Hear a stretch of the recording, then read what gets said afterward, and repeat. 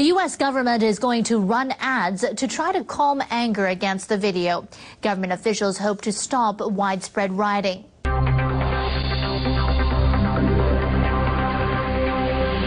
Since our founding, the United States has been a nation that respects all faiths. We reject all efforts to denigrate the religious beliefs of others. But there is absolutely no justification to this type of senseless violence. None. Let me state very clearly, and I hope it is obvious, that the United States government had absolutely nothing to do with this video. We absolutely reject its content and message. The US has paid $70,000 to air the advertisement on Pakistani television. With a potential audience of 90 million people, it's hoped it will prevent more scenes like these. Demonstrators who gathered outside the US Embassy in Islamabad dispersed peacefully, but the fury provoked by an internet video mocking the Prophet Muhammad is showing no signs of going away. At a cabinet meeting this week, the Pakistani Prime Minister Raja Pervez Musharraf said the anger must be contained. I call upon the people of Pakistan to register their protest peacefully, but to observe restraints and not to damage their own property. In Pakistan, the government's declared an impromptu national holiday. It's calling it a day of love for the Prophet, and it's also urging people to get out on the streets to hold peaceful protests. Elsewhere, the U.S. has closed several diplomatic missions in Indonesia, including in Jakarta and in Bali. There are also fears of violence in Tunisia after a French magazine's decision to print cartoons apparently depicting the Prophet Muhammad.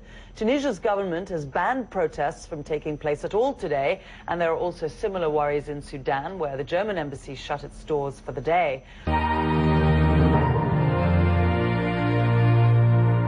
US State Department spokeswoman Victoria Nuland made the announcement, saying, "In the case of Pakistan, it's common and traditional to have to buy airtime on Pakistani TV for public service announcements. So in that environment, it was their recommendation that we buy some airtime to make sure that the Pakistani people would hear the President's messages and the Secretary's messages." But it's not only the ad campaign. The US Embassy in Islamabad sent out street interviews with Americans to local media, with one very clear message. I don't think the video that was released represents American values or beliefs in any way whatsoever. We're a pluralistic country, and we have people from every race and religion and creed here, and we tolerate everything, and we think that everybody should be open to every religion and types of belief. I'd say to anyone who's offended by these videos or these statements, or cartoons even, they're not to be taken seriously. They don't represent the views of most or any of the citizens that I know, and the best way to deal with them is to ignore them. But protests in the capital have been ongoing. On Thursday, rioters tried to get to the heavily guarded US Embassy. According to the editor of Foreign Policy magazine, it's unlikely an advertising campaign like this will make any difference to those showing anger towards the US. The TV presenters in Pakistan most of them have taken the sides of the religious right wings, calling them on television shows and asking them as to what should be done with the US-Pak relations, what should be done with this filmmaker, and going to the extent of saying that this filmmaker should be killed on live television, on primetime TV.